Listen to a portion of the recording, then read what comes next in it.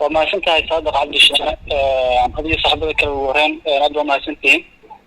الله نحرسته وحقول بلها دقمة عبد واقع قبل تقول بقول لي ترى كفاين كقيبتنا والسويدة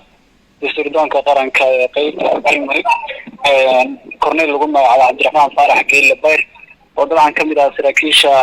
قل ملكه وقليسين مدوي كدم بوح وقسمنا بلها دقمة عبد واقع قبل كقيل كدود نقف هو يسن وكل بيسندريس كعيا مرة دولة يا قف كورنيل كودلي برتمها دقمة إلا يهدى لما وجد صوت ودلي وحيابها ومركزي نقف كان دلك بيستي وفوق صوتي إنه دل كورنيل كان لكن عندما الدولة الفدرال كالصومالية قيمة بوليس كي نوصل يسكو جل كوسو كان بالمدى عدد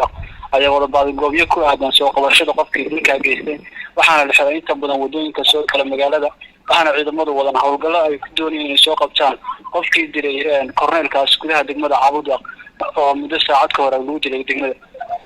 korneelku ma taliye ku xigeenkii nabad sugidda Caabuda buu ahaa mase qaybta galmudug oo dhan wuxuu ahaa taliye ku xigeenka qaybta nabad sugidda galmudug guud ahaan